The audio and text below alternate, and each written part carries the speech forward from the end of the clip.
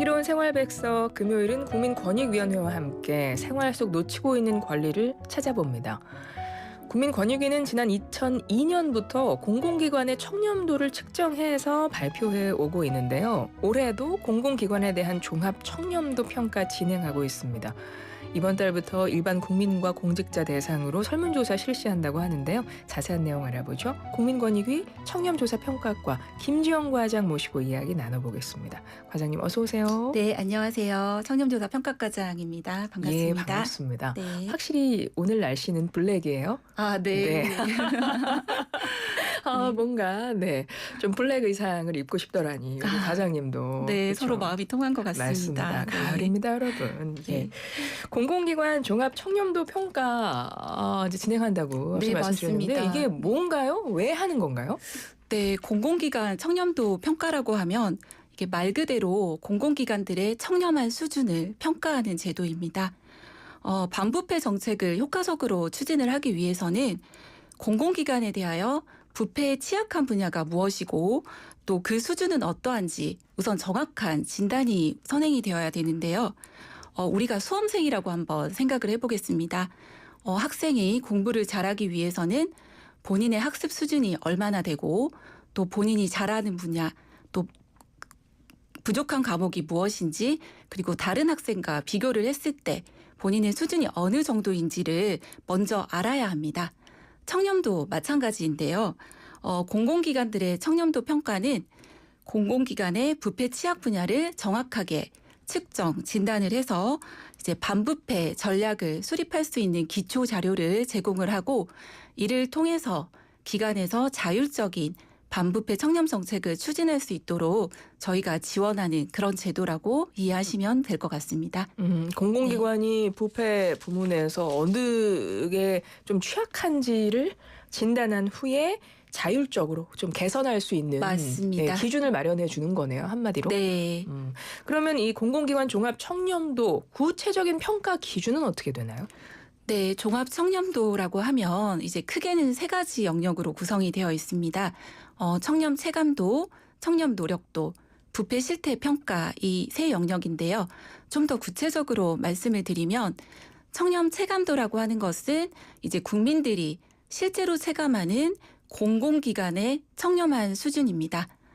그럼 이제 그 기관에서 실제 업무를 보신 국민들께서 그 업무를 처리하는 과정에서 공직자가 부패 행위를 하지 않고 공정하고 투명하게 업무를 했는지의 정도를 평가하는 지표라고 보시면 될 것 같고요. 노력도라고 하는 것은 공공기관에서 이제 1년 동안 반부패 청렴 정책을 추진한 정도를 그 노력의 정도를 평가하는 것입니다. 그래서 그 기관의 청렴 정책 추진 체계가 잘 마련이 되어 있는지 또 기관장이 얼마나 적극적으로 관심을 가지고 참여를 하는지 또 부패의 실적이라든지 효과성은 어떻게 되는지 이런 것들을 국민권익위원회에서 사전에 평가 지표를 이렇게 마련을 하고 그 지표에 대한 기관의 노력도를 평가한다라고 보시면 될 것 같습니다. 또 마지막 부패 실태 평가 영역인데요. 이 부분은 감점 지표입니다. 그래서 만약에 공공기관에서 부패 사례가 발생을 하게 되면 이제 최대 10%까지 감점을 할 수가 있습니다. 이 세 영역을 다 종합을 해서 최종적인 청렴도 평가 등급을 이제 산출을 하게 되고 이제 연말에 그 결과를 1등급부터 5등급까지 발표를 하고 있습니다. 청렴 체감도, 청렴 노력도, 부패 실태 평가까지 해서 세 가지 영역에서 평가를 한다고 했는데 네. 물론 잘하는 곳들은 뭐 괜찮을 거예요. 네. 근데 그동안 이런 거 별로 신경 안 쓰던 기관들은 좀 지금 기간이 좀 벌벌 떨리는 무서운 기간이겠네요. 네, 저희가 2002년부터 이 제도를 운영해 왔고 그동안 이제 그 결과를 공개를 해 왔기 때문에 이 제도에 대해서 이제 국민들이 이제 제도의 필요성에 대한 이런 공감대가 좀 형성이 되어 있고요.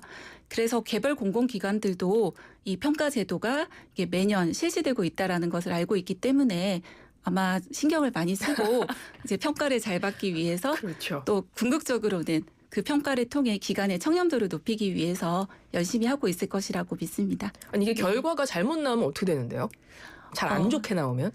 결과에 대한 직접적인 페널티를 위원회가 운영하는 것은 아니고요. 다만 저희 부패방지권익위법에 따라 이제 1개월 이상 홈페이지를 통해서 이제 공개를 하도록 되어 있습니다. 이제 그 부분에 대해서 이제 기관들은 국민들에게 공개가 되는 부분이라 아마 부담을 많이 느끼실 그러네요. 것 같습니다. 그렇습니다. 네. 지금 좀 많이 떨고 있을 대상이 되는 기관들은 어떤 것들인가요?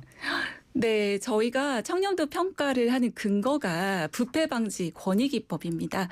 그래서 사실 이론적으로는 부패방지권익위법이 적용되는 모든 공공기관은 다 평가를 할 수 있는 건데요. 근데 사실은 이제 뭐 인력이라든지 예산이라든지 또 저희가 1년 안에 평가를 해야 되는 그런 기한의 제한이 있기 때문에 모든 공공기관을 평가하는 것은 좀 현실적인 어려움이 있고요. 또 기관의 성격이 단순히 집행만 하는 그런 기관들도 있고 또 규모가 되게 작은 기관들은 저희가 좀 통계적으로 의미가 있는 그런 표본을 산출해내기가 또 적절하지가 않아서 평가에 또 적합하지 않은 그런 기관들도 있습니다. 그래서 저희가 이제 기관의 성격이라든지 규모라든지 또 국민 실생활에 대한 영향력 그리고 올해 저희가 중점적으로 추진하는 반부패 청렴 정책 이런 것들을 다 종합을 해서 매년 평가 대상 기관들을 선정을 하고 있고요.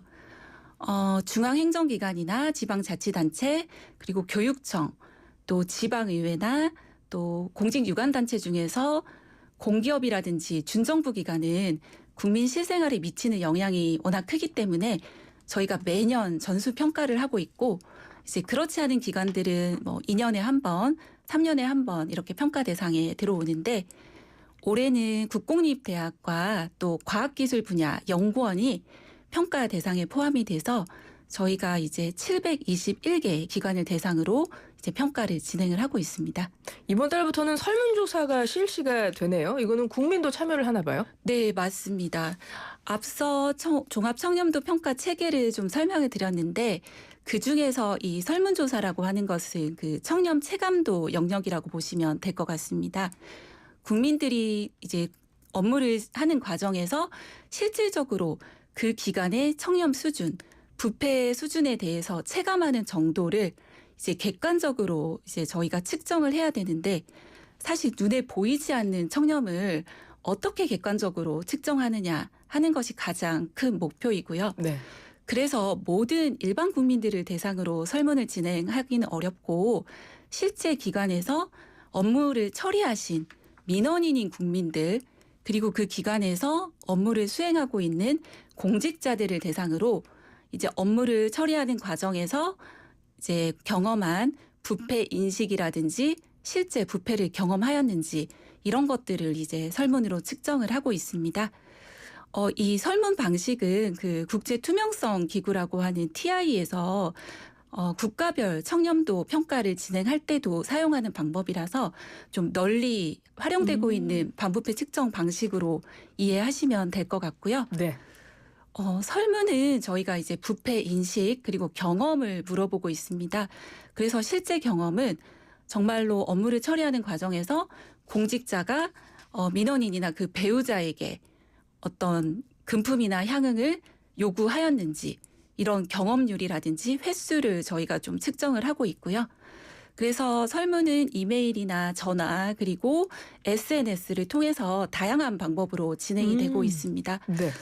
그리고 규모는 30만 명으로 좀 큰 편입니다. 그러면 국민 같은 경우는 내가 설문을 할 수 있는 대상자가 되는지는 그냥 임의로 갑니까? 네, 메일 저희가 그 개인정보보호법과 네. 부패방지권익위법에 따라서 이제 설문 대상이 되는 국민들의 명부를 저희가 받고 있고요. 그 명부를 통해서 설문 대상을 저희가 이렇게 선별을 해서 국민들께 이렇게 연락을 드리고 있습니다. 연락받는 본인은 모르겠군요. 내가 받기 전에는 설문 모르는 대상인지를 알지는 못하시고요. 네. 알겠습니다. 이제 네. 시간이 다 됐는데 끝으로 이런 평가들이 우리 사회에 뭐 어떤 영향 주고 있다고 생각하시는지 짧게 한 말씀 부탁드려요. 네, 저희가 2002년부터 부패방지권익위법에 따라 공공기관 청렴조 제도를 운영을 하고 있고요. 그 제도 덕분에 사실 우리 사회의 청렴 수준이 향상된 것은 분명하다라고 생각을 합니다.